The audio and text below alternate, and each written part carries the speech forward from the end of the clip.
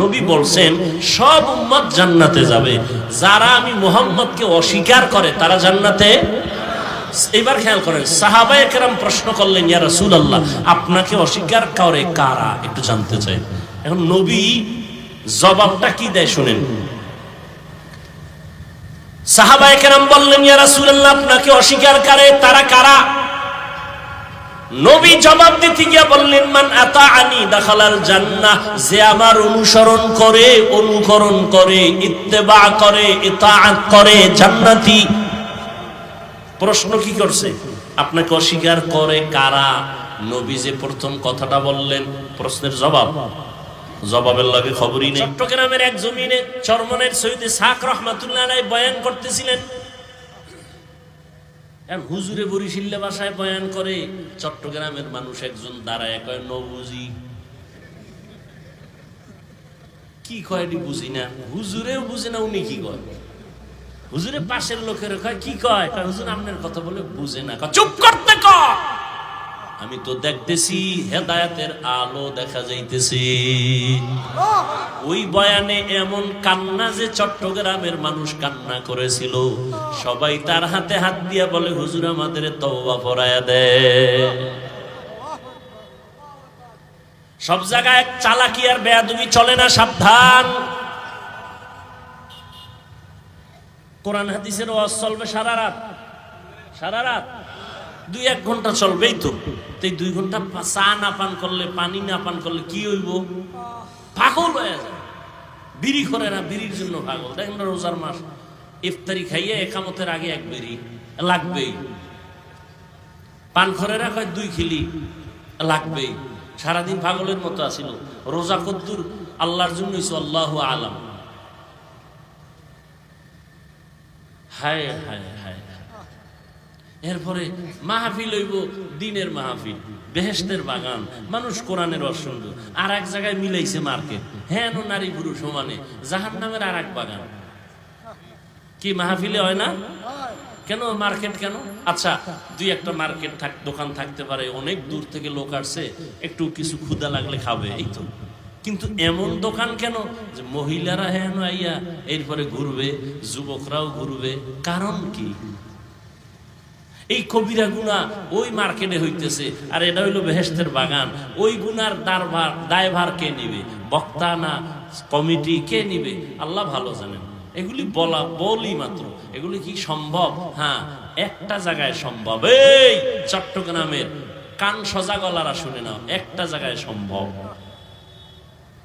3 দিন 4 দিন পর্যন্ত ইসলামের এই আলোচনা চলে, কোরআনের বয়ান চলে, জিকির চলে। চরমনাই যাও, এই 3-3.5 দিন বিশাল মানুষের সমাগম, বড় বড় মাঠ, বিশাল মাঠ, লক্ষ লক্ষ মানুষ। 3-3.5-4 দিন ঘুরবা, একটা মহিলা কেন, একটা মেয়ে বাচ্চাও খুঁজে পাবা। এবং দোকান আছে হাজার হাজার, কিন্তু খেলনা নাই, কোনো খেলনার দোকান নাই, কোনো বেলুনের দোকান নাই। ওয়াজেতে যাইতেছে, এটা কোন জায়গা? জায়গাটার নাম কি?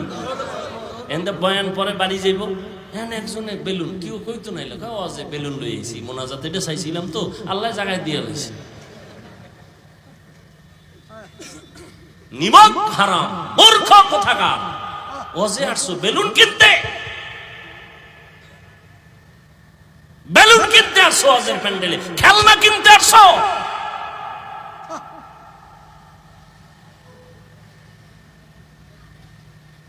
আল্লাহ আমাকেও মাফ করেন, আপনাদেরকেও মাফ করেন।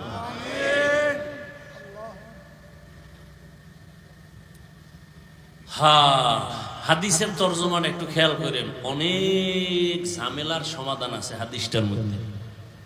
নবী কি বললেন? সব উম্মত জান্নাতে যাবে, যারা আমি মুহাম্মদকে মানে না, অস্বীকার করে তারা যাবে।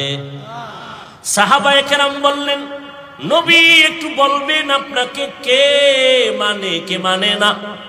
নবী এবার জবাব দেন, মান আতাআনি দাখালাল জান্নাহ ওয়া মান আসানি ফাকাদ আবা। যে আমার অনুসরণ করে জান্নাতি, যে বিরোধিতা করে সে আমাকে অস্বীকারী জাহান্নামী। তরজমা শেষ। এবার হাদিস দিয়ে একটু খুব চিকন কথা খেয়াল করবেন, আমাকে জবাব দিতে হবে আপনাদের।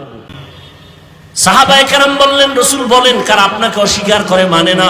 নবী ওই জবাবটা ডাইরেক্ট না দিয়ে একটু শেষে কথা বললেন, কিন্তু প্রথম বললেন যে আমার অনুসরণ করে, অনুকরণ করে, ইত্তেবা করে, ইতাআত করে, সে জান্নাতি। তার মানে হলো সে নবী মানে, সে নবী। আচ্ছা, এবার বিপরীত কথা কি দাঁড়াবে? এটা আপনাকে বলতে হবে। যে নবীর অনুসরণ করে জান্নাতি, তো বিপরীত কথা কি দাঁড়ায়?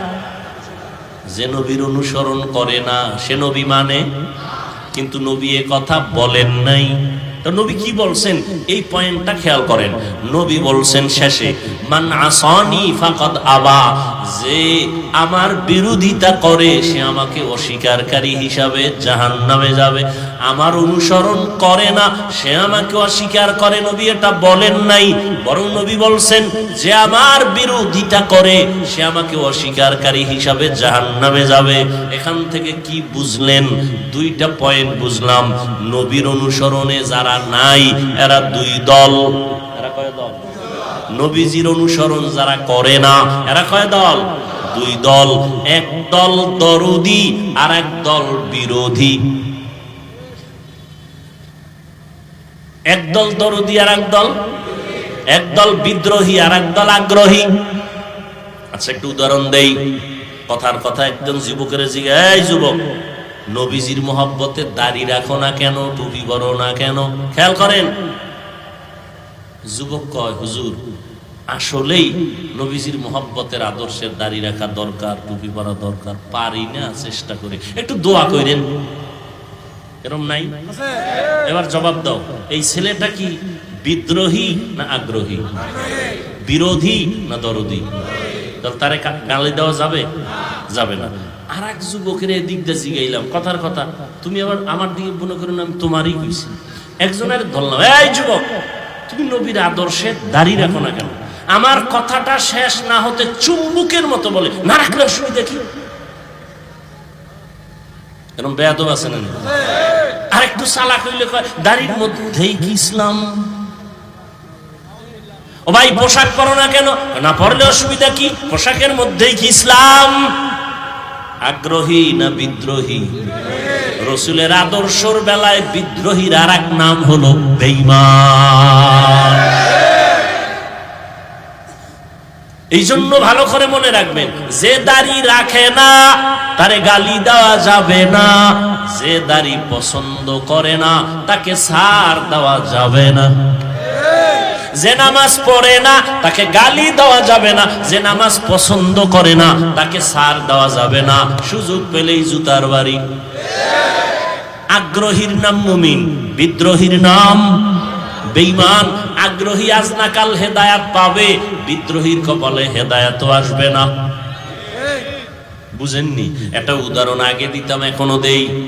উদাহরণটা এটা একটা উদাহরণ, এটা বাস্তবতার সাথে অনেক সময় মিলে, অনেক সময় মিলে না। উদাহরণ কেন? মূল কথা বুঝার সহায়ক।